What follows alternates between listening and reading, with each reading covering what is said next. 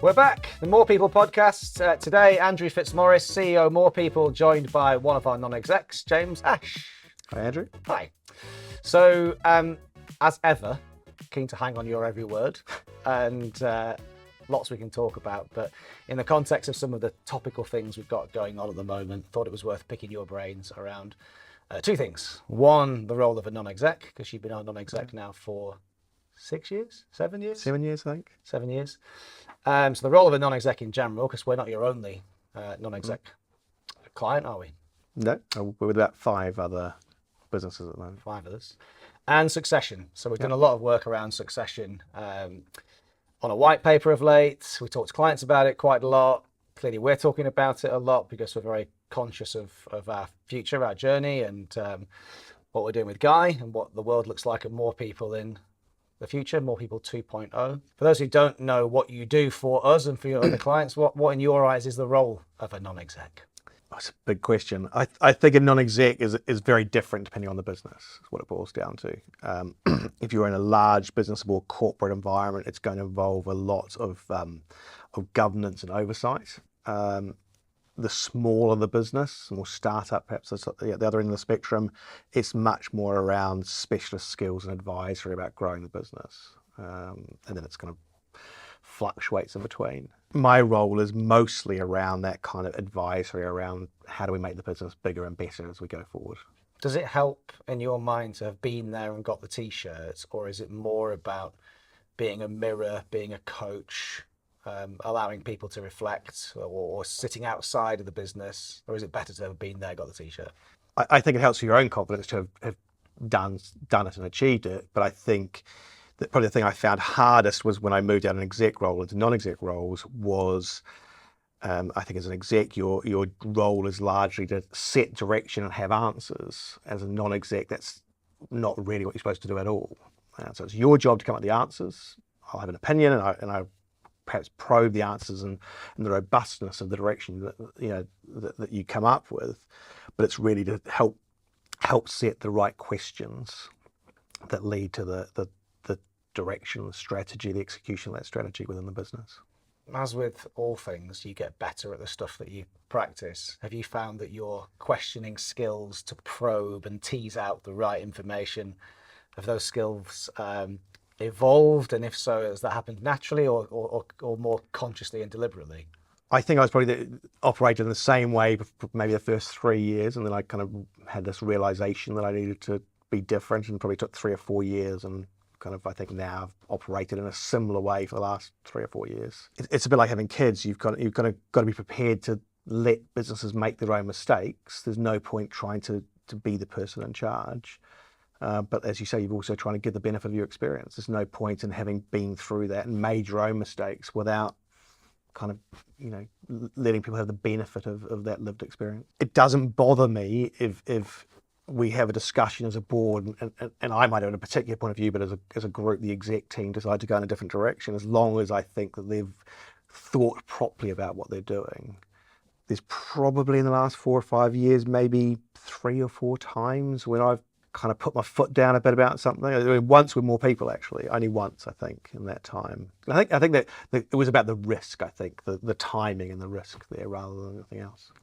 Yeah, I guess when it comes to appetite for risk or risk aversion, you're in a slightly different position as an outsider, as a non-exec. Is that a blessing or a curse? Well, I think it's 2 parts. I think you have an obligation, depending on the business, to the shareholders that you represent, the stakeholders you represent. So partly you're more concerned with risk and making sure the business, particularly financially, is in a robust position. But at the same time, a lot of the decisions that businesses make involve people and things like that. And so because you're a bit more detached from the individuals, you can be a bit more dispassionate about the internal politics and the nuances that might be getting in the way of the executive team making a decision. Yeah, the lack of ability to see the wood for the trees, or the emotional engagement, which is clouding an issue or a decision. No, exactly. And you're not just in recruitment, you've got non-execs in a range of different things. So I'm guessing that also helps with a breadth of experience and some different perspectives from different industries. Yeah, I think I've got 24 years in recruitment, so there's something quite nice to your point earlier about having that lived experience, been there and done that. In some of the other things I've done do now. I'm often find myself as sort of the idiot in the room when it comes to the actual business model in the market. So it's quite nice to be asking the stupid question, or the question that no one's thought of, and hopefully now and again you get the benefit of that, because it literally is a thing that, because it's an industry norm or something, no one's ever thought of doing something differently. But it's quite a different way of me operating, I guess, in that respect. Most of those products and industries are still passion projects though as well, aren't they? Does that help? Would you do a non-exec for a widget factory, or does it help to have a more inherent interest or passion for the product? My rule will be nothing. Is it interesting? That's people or product, whatever it happens to be.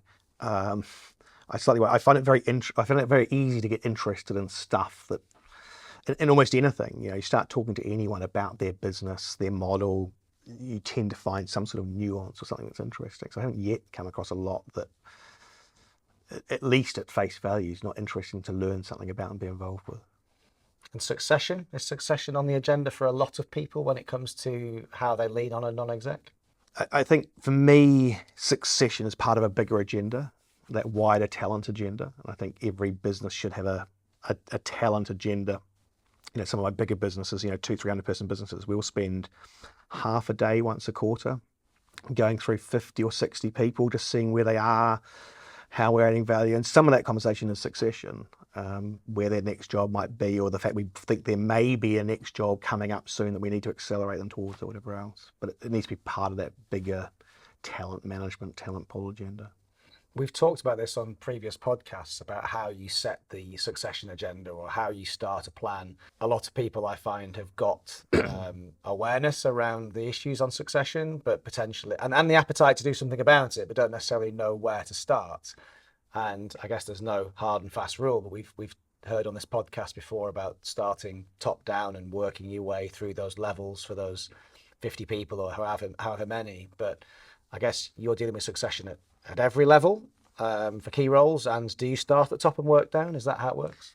Well, I think it's one of those classic things where execution is strategy. It doesn't really matter what you're doing. Most people have, there's a mistake, people have a strategy they don't execute on, not the other way around. I don't think it's as simple probably as top down or bottom up. I think probably your business splits into two parts. I think with an exec team, you need to treat that separately. There's no one above those people. There's no line manager above your CFO, so that the buck stops there. So that you treat that differently to perhaps your mid-level management accountants or whatever it happens to be in your business. It is just identifying those, depending on the size of the business, that cohort of people that are important, that are high talent, or do roles that are crucial to the business, and having a plan and a strategy. Now, sometimes that strategy is actually to go outside the business. Some of my businesses, we sit there and say, okay, we, particularly of the international ones, we're in the States and we feel we're too expat heavy. We say, okay, we need to start hiring at a middle management or a senior management level, more local staff. I've had the same thing in Asia as well. You want that sort of diversity within your business, and that's part of the strategy. That's fine. It's not just about how do we quickly promote people internally. Is the shortage of talent universal at all levels, or are there different drivers, different shortages, different skill gaps throughout, or more pronounced in one area above another? In our industry, in recruitment, first line management is the hardest thing. In recruitment, there's a transition from being a fee earner to being a manager and fee earner, and that's really hard.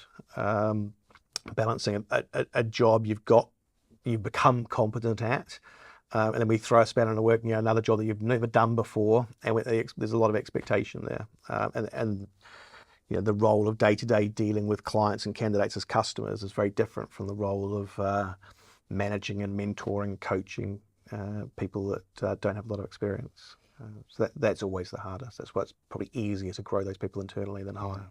The challenge of having to be very good at the day-to-day job in order to justify being a manager, but not necessarily, but then potentially moving the wrong people into management when they were perfectly good in the job that they were doing, and they're not management material at all, or vice versa, overlooking people with a lot of management experience or ability who maybe aren't best suited to the fee earning job, they're better suited to management.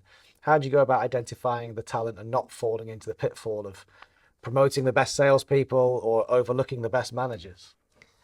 For me, it is about that process you go through of regularly assessing the talent you've got, being honest about where the skill set is. The reason we tend to promote high performers into management roles is because we feel we need to do that to retain or reward them and retain them.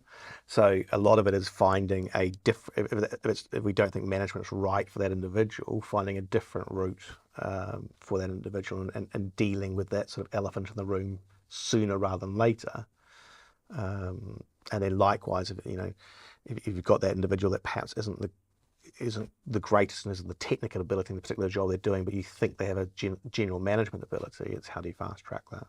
And lots of people perceive management as the only way to improve their status and kudos in an ego in a business, even though it might be totally wrong for them. I think most management roles, certainly senior management roles, can be done in a range of ways. You can balance skill sets at different levels to achieve the results you want. And you've always done a really good job of this so far. No pressure of maintaining impartiality and the vested interests of different stakeholders.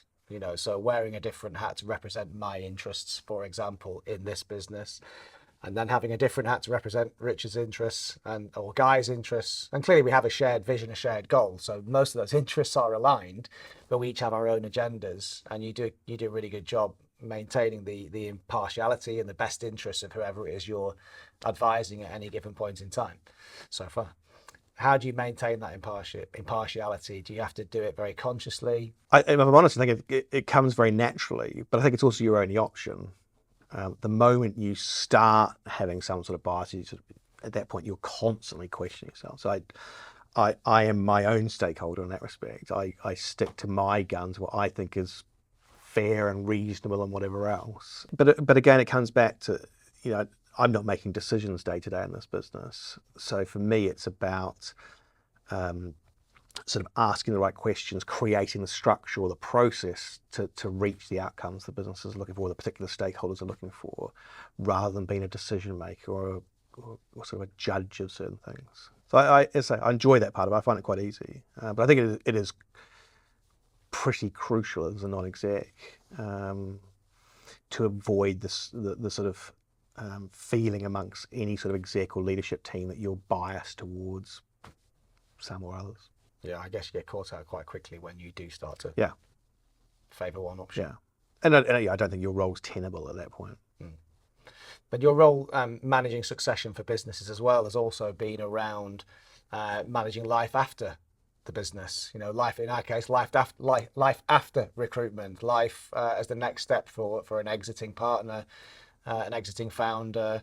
So you're also a mentor for the personal life and the aspects that go on outside of a business. That must also be another interesting facet.